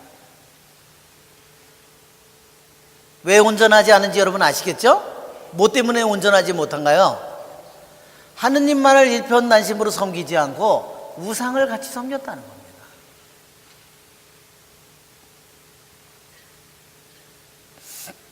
그런데도 벌을 받지 않고 그 아들이 대를 이은 것은, 그래도 3년이나 왕노릇하고 아들이 대를 이은 것은 그 아들이 아사인데, 아사는 처음으로 나오는, 남북이 분열된 왕 중에서 처음으로 나오는 훌륭한 왕이에요.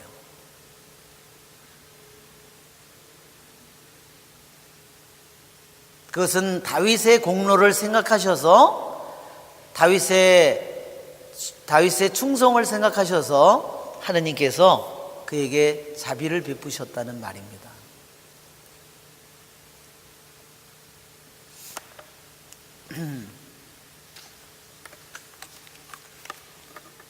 자, 여기에, 그래서 여기 보면 북쪽은 전체가 다 나쁜 왕이죠?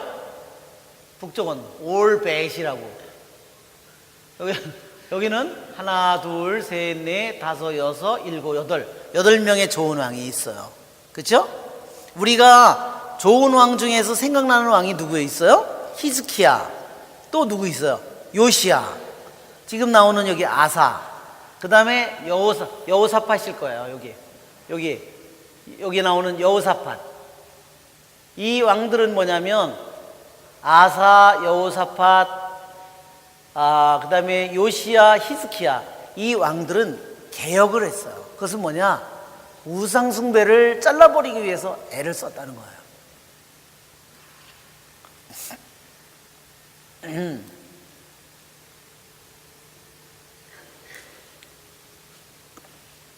그러니까 이 왕이 여기도 보면 아비야도 보면, 아비야는 세력이 21절에, 역대기 하권 13장 21절에 아비야는 세력이 커졌다. 그는 아내 14을 거느리고 아들 22과 딸 6을 두었다. 그러니까 아비야가 이렇게 전쟁을 통해서 예로보암의 완전히 콧대를 꺾어놓은 거예요. 그래서 예로보암은 어떻게 됐어요? 힘을 다시는 회복하지 못했다. 그 80만 중에 50만 명이 죽었으면 과부가 50만 과부가 생겼겠죠? 내 생각에. 여자들이 남자를 둘씩 데리고 살지는 않았을 테니까. 예, 북쪽에는 과부가 50만 명이나 생긴 거예요. 물론 장가간 개털들도 있겠지만.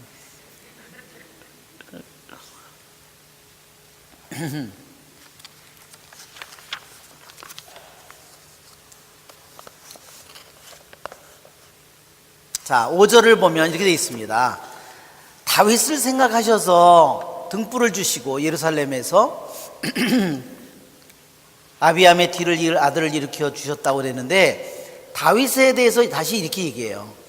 다윗은 히타이트 사람 우리야 사건 말고는 주님의 눈에 드는 옳은 일만 하였으며 살아있는 동안 내내 주님께서 명령하신 것을 하나도 어기지 않았다. 여기에 히브리 말 이 표현은요, 왜 히타이트 사람 우리야 사건, 밧세바 사건이라고, 우리야가 무슨 저기예요. 우리야야 죄진 거 없잖아요. 그렇죠? 그런데 여기서는 이 표현은 무슨 의미를 가지고 있냐면, 유대인 전승에 의하면 유대인들은 이걸 어떻게 생각하느냐면요, 다윗이 밧세바와 관계를 맺은 것은 죄가 없다고 그래요. 유대인들은. 왜 그러냐면요, 유대인들의 법 중에 하나가 전쟁에 나가면 그 당시에 죽는 사람이 너무 많잖아요. 그렇죠?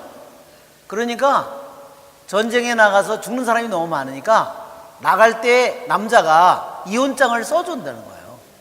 왜? 자기가 돌아오지 못할 저기가 많기 때문에 이혼장을 써준 거예요. 그러면 전쟁이 끝났는데 안 돌아와. 그럼 어떻게 돼요? 그럼 끝난 거야. 이혼이 성립된 거예요. 그러면 쉽게 결혼할 수 있는 거야, 여자가. 근데 여자가 왜 그러냐면요, 남편이 없으면 이 사회에서는요 살기가 너무너무 힘든 거예요. 먹고 사는 게 모든 부분이 루처럼 돼버리는 거예요. 그렇기 때문에 이것은 여자를 위한 법이기도 해요. 그래서 전쟁에 나가면 자동적으로 여자는 풀이라는 거예요, 말하자면. 그래서 남편이 없는 그냥 처녀의 몸으로 돌아간다는 거죠. 그래서 여기 보면 다윗이 밧세바와 관계를 맺은 것은 죄가 아니다. 왜? 다 전쟁에 나갔고, 그렇기 때문에 다 이혼장을 써줬으면 자유로운 몸이기 때문에 죄가 될 수 없다. 그래서 여기서 다윗은 히타이트 사람 우리야 사건 말고는, 그래서 무슨 죄냐면 밧세바와 관계를 맺은 게 죄가 아니라 뭐가 죄냐면 우리야를 죽인 거. 우리야를 제일 위험한 전투에 보내라. 그쵸? 위험한 곳에 보내서 니들은 그냥 뒤로 도망쳐라. 그래서 맞아 죽게 하라고 그랬잖아요.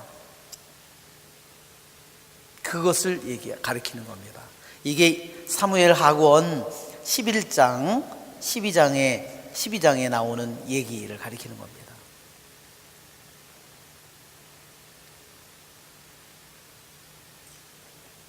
또 한편으로 밧세바에 대한 죄를 그러한 간음의 죄를 지었다. 우리들이 하는 것처럼 그렇게 생각하는 것이 당연한 일이지만 유대인들은 또 한편으로 이렇게 생각하는 겁니다. 그러나 다윗은 정말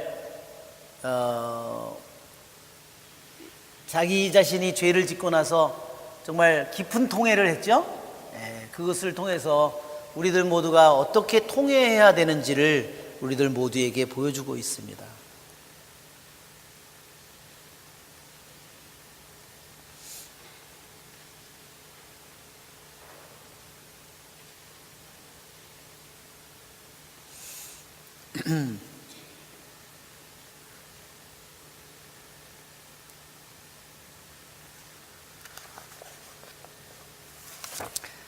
자, 르하보암과 예로보암 사이에는 늘 전쟁이 있었다.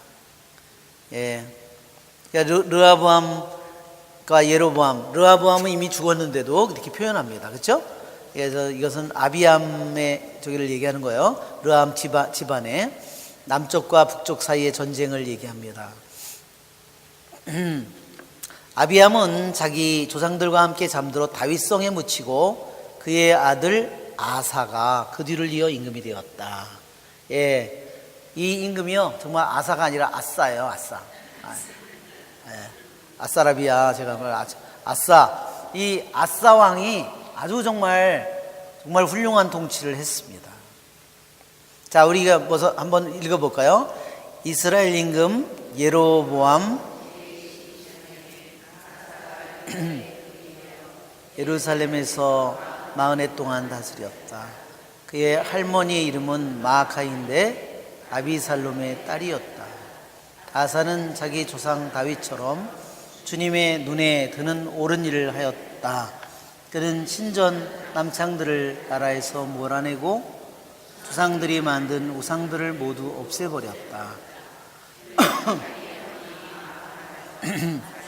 위하여 역겨운 상을 만들었기 때문에 모위의 자리에서 물러나게 하였다. 아사는 역겨운 상을 잘라내어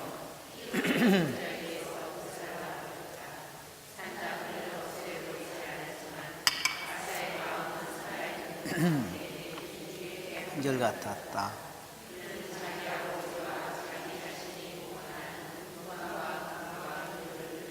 주님의 집에 들여놓았다. 이스라엘 임금 바하사 사이에는 이스라엘 임금 바하사가 유다를 치러 올라와서 아무도 유다 임금 아사와 왕래하지 못하게 하려고 라마를 세웠다. 그러자 아사는 주님의 집 창고와 왕궁 창고에 남아있던 은과 금 모조리 거두어 신하들 손에 들려 다마스커스에 사는 아람 임금 헤즈연의 손자이며 타보 림몬의 아들인 베나닷 임금에게 보내며 이렇게 말하였다. 나와 임금 사이에 나의 아버지와 임금님 아버지 사이에 맺은 계약이 있습니다. 나는 임금님에게 은과 금을 예물로 보냅니다.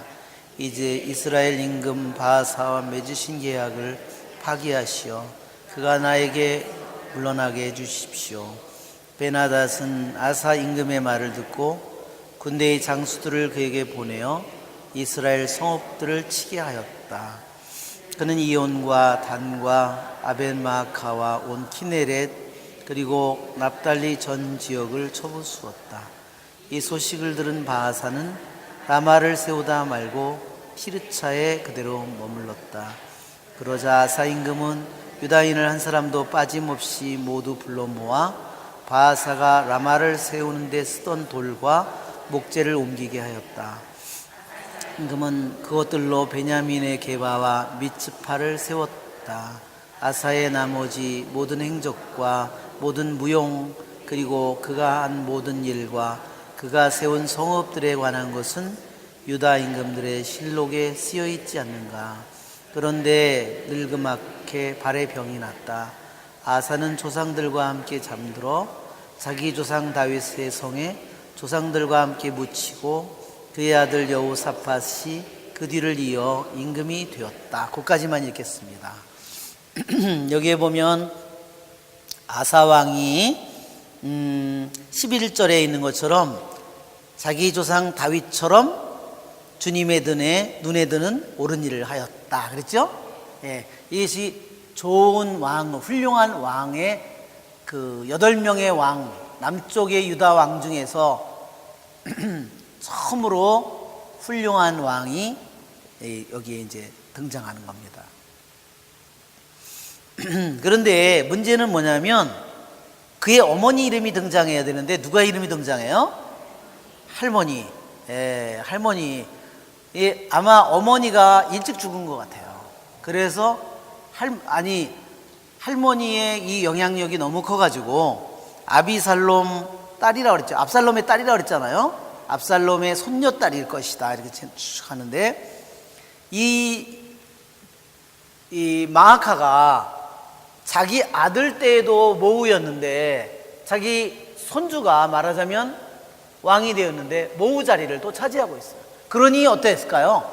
파워가 더, 아유, 저 애들 아니야, 애들. 아유, 그죠? 응? 아유, 저걸 장관이라고, 저거를, 아유, 사령관이라고, 그죠? 예. 그러니까 그 마아카라는 이름이 무슨 뜻이라고 그랬어요? 아까 억압이나 압제 이런 뜻이라고 그랬죠?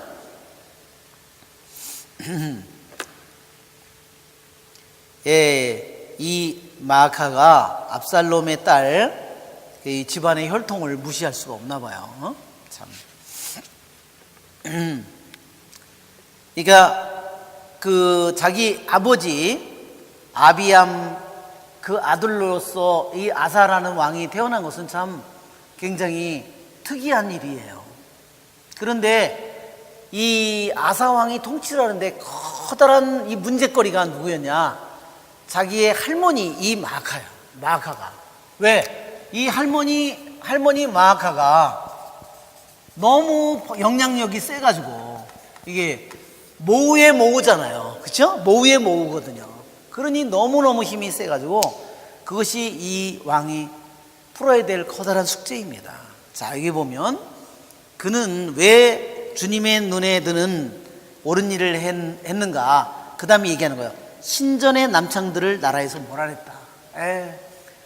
그냥 유다의 땅에도 신전에 남창들이 많았다는 거예요. 그 당시에는요, 근동지방에 신전에 남창, 여창이 같이 있었다는 거예요. 그 예배 방법이 뭐라 그랬어요? 그 사람들이 바알신하고 아세라신이 있었다 그랬잖아요. 그 두 신이 뭐야? 남사신, 여자신이 둘이 관계를 맺음으로써 농사일이 잘 되고 풍요가 이루어지고 아들, 딸들이 잘 낳는 거예요. 이것이 그들의 예배 방법이었기 때문에 그것이 그 사람들에게 너무너무 그것이 광범위하게 퍼져 있었다는 거예요. 근데 유다에도 남창이 있었다는 거는 어디에 있었겠어요? 예루살렘 성전에 있었겠어요? 아니죠? 어디 있었을까요? 모압 신전, 암몬 신전, 무슨 주위에 있는 무슨 모든 이 신전에 바알 신전, 아세라 이 신전에 각가지 이집트 신전인 이런 신전에 다 그게 있었던 거죠. 시돈의 신, 티로의 신, 빌리스틴의 신, 이 모든 신전에 이런 일들이 다 번성하고 있었어요. 얼마나 좋아, 그치? 가서 성전에 가서, 아이고, 남의 집 여자하고, 남의 집 남자하고, 아이고, 알렐루야. 그러니 이게 끔찍한 일 아니에요, 그죠? 예. 그러니까 이거를 물리치기가 너무너무 힘든 거예요. 그게 왜냐? 거기에는 이스라엘 사람 말고 다른 데서 온 많은 민족들도 같이 들어와 있잖아요. 그러니까 그건 자기는 어려서부터 그렇게 했기 때문에 그것이 다시 몰아냈다가 그런 것이 다윗의 왕이나 이때 다 해서 없어졌다가 조용히 없어졌다가 다시 어느 순간부터 그런 모든 것들이 지금 우리나라의 무당들이 얼마나 번성하고 있죠? 예, 어마어마하게 동네 주택마다 빨간 깃발이 너무나 많이 생기고 있습니다.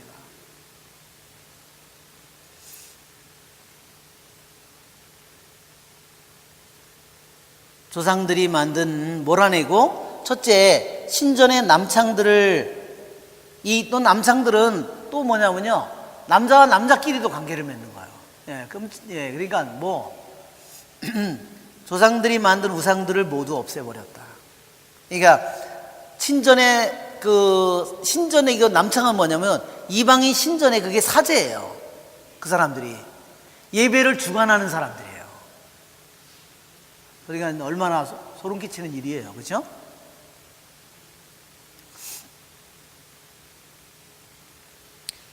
또 그 사람들이 조상들이 들여온 수많은 이방인의 신들, 그 신의 우상들을 없애버렸고, 그러니까 이것은 정말 대단한 일을 한 거죠. 자기 할머니 마아카마저 아세라를 위하여 역겨운 상을 만들었기 때문에 모의의 자리에서 물러나게 하였다. 예. 아마 정말로 이것이 아마 이 아사왕이 아마 이 통치를 하면서 가장 개혁하기 힘든 부분 중에 하나였을 거예요. 자기 할머니를 물러나게 하는 것. 할머니는 어땠을까요? 저런 썩을 놈이 저게, 내가 저를 어떻게 키웠는데, 그러면서, 그쵸? 이랬을 것 같아요. 응?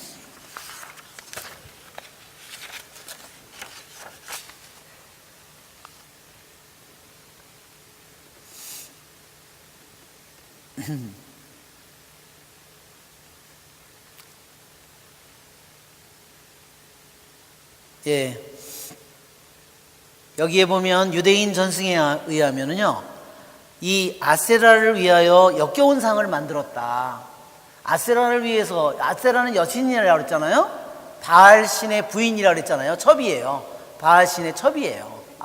그러니까 첩이라도 되고 아내라고 되는데, 이 아세라를 위해서 역겨운 상을 만들었다. 어떤 상을 만드는 거냐면요, 이걸 만든 겁니다. 전에 장에 보면 왜 기둥 이렇게 길게 세우는 거 있잖아요. 이게 뭐를 상징하냐면 남자의 성기를 상징하는 겁니다. 여신에게 제일 좋은 게 뭐겠어요? 그거예요. 그것이기.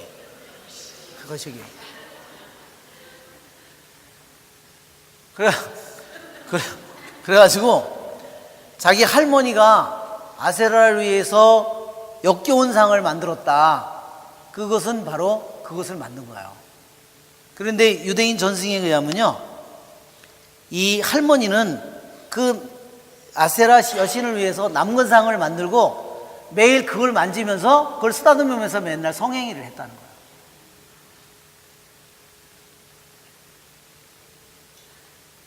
그런데 그거를 이제 잘라냈기 때문에 분명히 나무로다가, 여기 제가 우리나라에도 돌아다니니까, 저기 어디 강원도나 이런 데 돌아다니니까 남근상을 만들어 놓은 아주 수십 개를 만들어 놓고 그런 사람들이 있더라고. 네. 그러니까 그 아사는 역겨운 상을 잘라내서 키드론 골짜기에서 불살라 버린 거예요.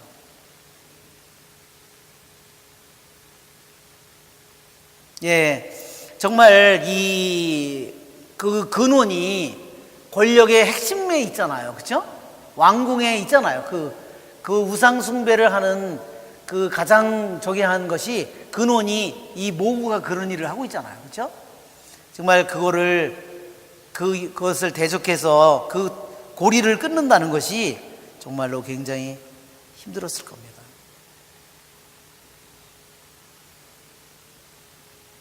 산당들은 없애버리지 않았지만 아사의 마음은 살아있는 동안 내내 주님께 한결같았다. 예, 여기 보면요, 산당들은 아까 그 이스라엘의 지도에 보면, 이제 저걸 찾아냈네. 네, 알렐루야. 네, 고맙습니다. 그리고 그 산당들은 아까 그 이스라엘 땅에 보면 이렇게 언덕들 높잖아요. 거기에다가 다 이방인의 신전을 주로 거기다 지었다고 그랬어요. 그런데 원래 이스라엘 백성은요, 그 산의 산당이 허용이 되는 때가 있었어요. 무조건 산당이 다 나쁜 것은 아닙니다. 왜냐하면 아브라함이 약속의 땅에 들어갔을 때는 어디예요? 마무리 상수리 나무, 그렇죠? 마모레 상수리 나무에서 하느님에게 예배를 올리잖아요. 그것도 높은 곳이에요, 산에. 그런데 그런 것이 다 허락되는 이유는 뭐냐면, 거기에 솔로몬 성전이, 실로라든지 솔로몬 성전이 세워질 때까지는 다 괜찮아요. 근데 솔로몬이 성전이 세워진 이후에는 어때요? 성소가 단 하나여야만 돼요. 솔로몬이 성전이 세워질 때까지 산당은 뭐냐면요, 바마, 히브리 말로는 바마라고 그러는데 하이 플레이스예요. 말하자면 이렇게 이런 말하자면 높은 곳이에요. 높은 곳. 이런 높은 곳은 다 신성시되었고 하느님께 예배드리기 좋은 곳이었다. 그런데 언제부터 저게 불법이라고요? 솔로몬 성전이 세워지고 나서부터 나머지 모든 하는 것은 불법이 되는 거다. 그래서 솔로몬도 자신의 성전이 세워지기 전에 어디 가서 제사를 드려요? 기브온 산당에. 기브온 산당에 왜? 거기에 만남의 장막이 거기 있었거든요.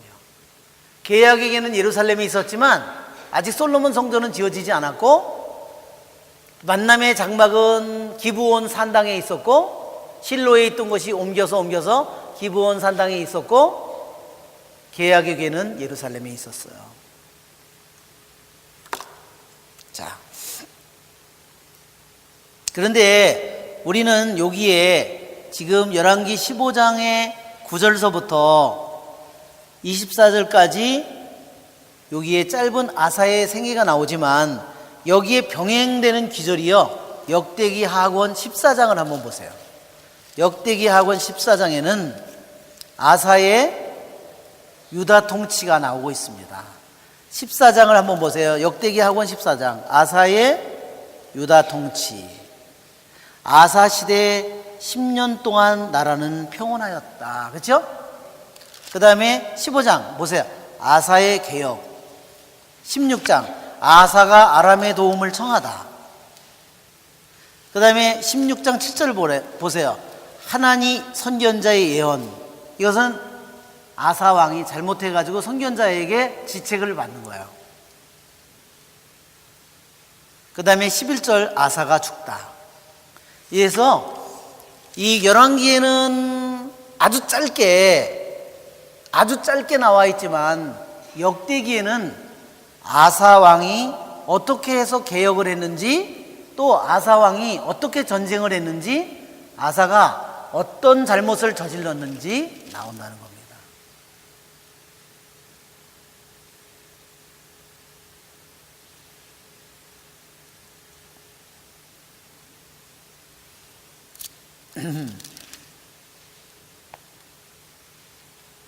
자, 아사의 개혁 15장을 한번 보세요. 15장. 역대기 하권 15장. 그때 한번 같이 읽어볼까요? 하느님의 영이 오뎃의 아들 아자르야에게 내리니 아자르야가 아사 앞에 나아가 말하였다. 아사의 임금님과 온 유다와 베냐민은 제 말씀을 들으십시오. 여러분이 주님과 함께 있으면 그분께서도 여러분과 함께 계시고, 여러분이 그분을 찾으면 그분께서도 여러분을 만나 주실 것입니다. 그러나 여러분이 그분을 버리면 그분께서도 여러분을 버리실 것입니다. 이스라엘은 오랫동안 참 하느님도 가르치는 사제도 율법도 없이 지내왔습니다. 그런데도 그들이 공경 가운데서 주 이스라엘의 하느님께 돌아와 그분을 찾으면 그분께서는 그들을 만나 주셨습니다. 그때에는 온 땅에 큰 소동이 벌어져 사람들이 평안히 나들이도 못하였습니다. 민족이 민족을, 성읍이 성읍을 쳐부수었습니다. 하느님께서 온갖 재난으로 그들을 혼란에 빠뜨리셨기 때문입니다. 그러나 여러분은 용기를 내시고 여러분의 손에 힘을 잃지 마십시오. 여러분이 하는 일에 보상이 따를 것입니다. 아사는 이 말 곧 오뎃 예언자의 예언을 듣고 용기를 내어 유다와 베냐민 온 지방에서, 그리고 에프라임 산악 지방에서 점령한 성읍들의 혐오스러운 것들을 없애버렸다. 그런 다음 주님의 제단을 보수하였다. 그는 또 온 유다와 베냐민 백성 그리고 에프라임과 므낫세와 신무 그들 곁에서 나그네살이 하는 이들을 불러 모았다. 주 아사의 하느님께서 그와 함께 계시는 것을 보고 많은 사람이 이스라엘에서 떨어져 나와 그에게 넘어왔던 것이다. 그들은 아사 통치 제15년 셋째 달에 예루살렘으로 모여들었다.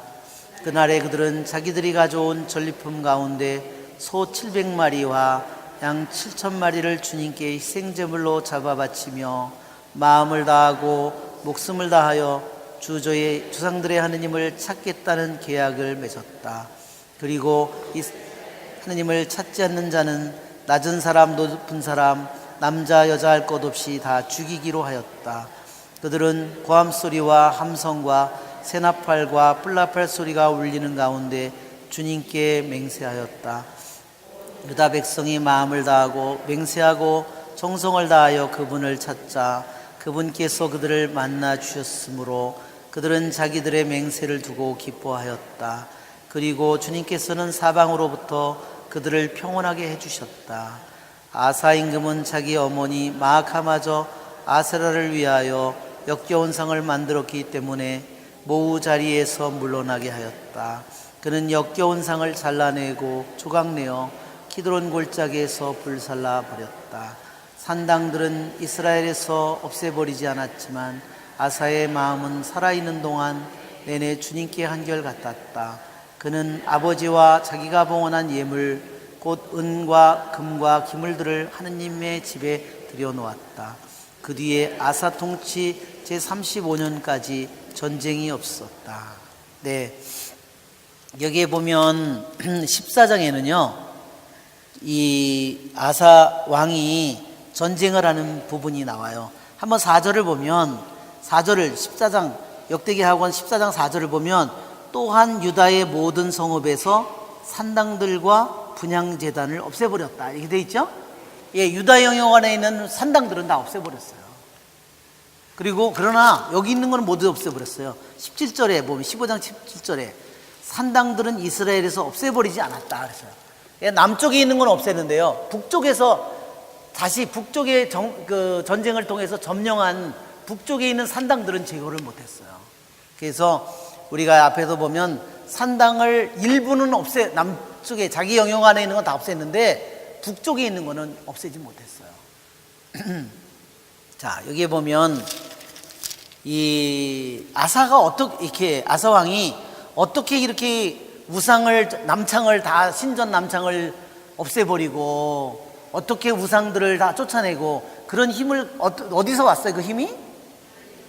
자, 여기 첫 구절에 하느님의 영이 오데세 아들 아자르에게 내리니, 즉 하느님의 영이 여기에 아자르야 예언자에게 내렸다. 아자르야 예언자에게. 이게 개혁이 바로 아자르야 예언자를 통해서 이것이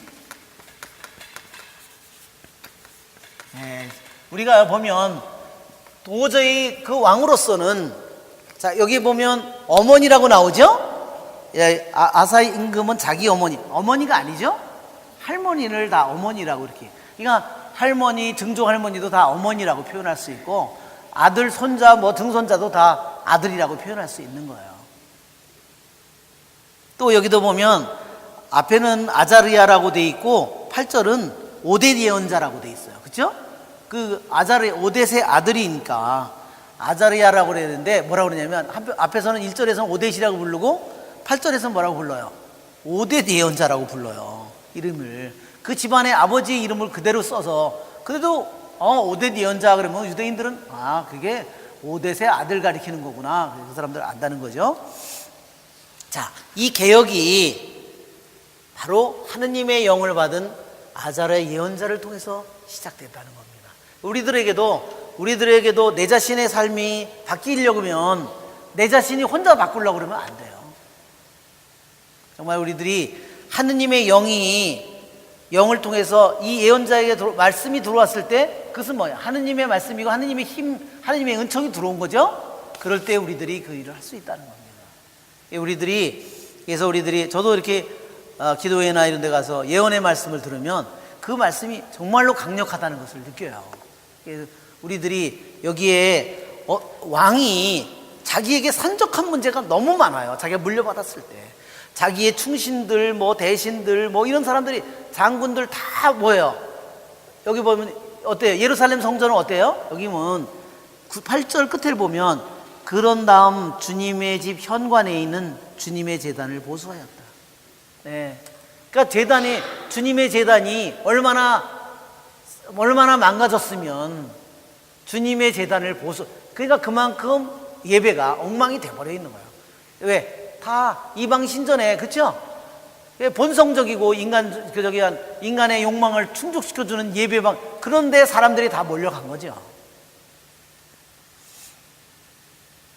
이렇게 산적한 너무나 많은 문제가 있지만 그 모든 것을 감히 자신의 힘으로 맞설 수 없는데 그 예언자를 통해서 주님이 여러분과 함께 있으면 그분께서 여러분이 그분을 찾으면 그분께서도 여러분을 만나 주실 것이고, 여러분이 그분을 버리면 그분께서 여러분을 버리실 것이다.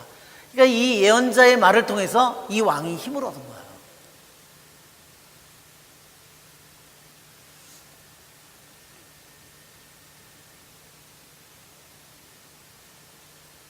그래서 7절에 여러분은 용기를 내시고 여러분의 손에 힘을 잃지 마십시오.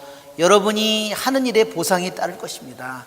주님의 일을 따르려고 할 때 거기에 보상이 올 거다 하는 말이에요. 8절에 있는 것처럼 아사는 이 말, 곧 오뎃 예언자의 예언을 듣고 용기를 내었다. 예. 그리고 용기를 내서 자기가 그전까지는 그걸 맞설 수 없었는데 그 하느님의 영을 받은 예언자의 말을 듣고 그는 용기를 내게 돼. 거기서 힘을 얻었어요. 힘이 어디서 왔는지를 우리는 잘 봐야 됩니다. 그러니까 우리들 집안에 무슨 문제가 있고 무슨 문제가 있을 때 내가 다 그걸 없앨 수 없어요. 하느님의 힘을 입으면 어떻게 되죠? 하느님의 영을 입으면 그때 그것을 우리들이 이런 것처럼 유다, 베냐민 온 지방, 에프라임 산악 지방의 점령한 성읍들의 혐오스러운 것을 없애버렸다. 그 힘을 거기서 얻었습니다. 그리고 주님의 제단을 보수하였다. 그것은 이제 다시 주님께로 돌아오도록 모든 백성들의 마음을 이제 왕이 다 준비시켜 놓은 거죠. 그러니까 어떻게 됐어요? 결국은 9절에 보면 아사와 함께 하는 것을 보고서 북쪽에 있는 많은 지파 사람들이 이스라엘에서 떨어져 나와서 그에게 넘어왔다. 그러니까 다 남쪽으로 내려온 거예요. 그리고 어떻게 했어요? 그들은 다 조상 하느님을 찾겠다고 계약을 맺었다. 계약을 다시 갱신식을 한 거예요. 그리고 하느님을 찾지 않는 사람은 어떻게 되겠어요? 다 죽이기로 결정했다. 그리고 고함소리, 함성, 세나팔, 뿔나팔 소리가 울리는 가운데 주님께 맹세했다. 그러면서 그들에게 뭐가 왔어요? 사방으로부터 그들을 평온하게 해주셨다 그랬습니다. 그리고 마지막에 보면 자기 할머니 마아카마저 모후 자리에서 물러나게 함. 그것이 가장 끝에 나오잖아요. 그것이 제일 힘든 일이었다. 어떻게 했을까요? 자기의 그렇게 하면서 사람들의 마음이 주님에게로 완전히 돌아서고 회개해버리니까 어떻게 했어요? 이제 근원인 그 모후를 이제 말하자면 모후 자리에서 쫓아내는 겁니다. 그리고 결정적으로 그거를 남건상을 잘라내서 키드론 골짜기에서 불살라 버리는 겁니다.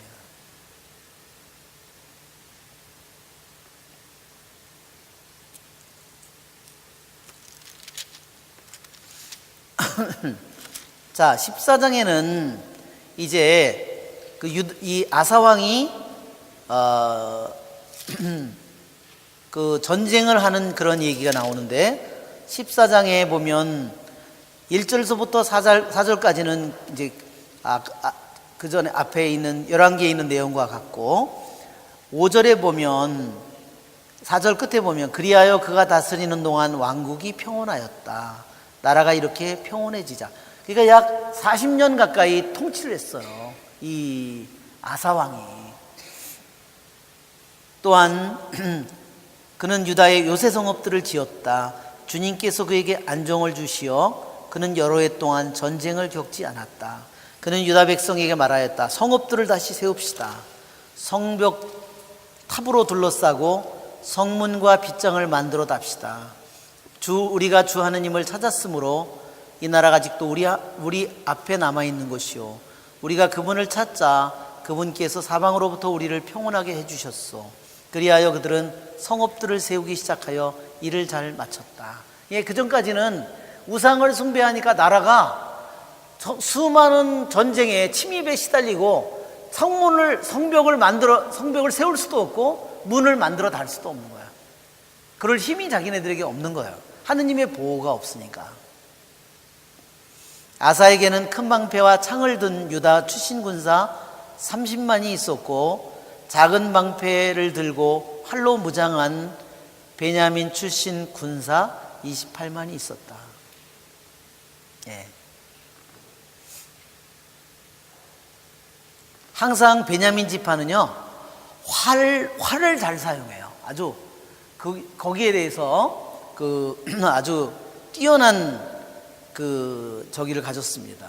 재능을.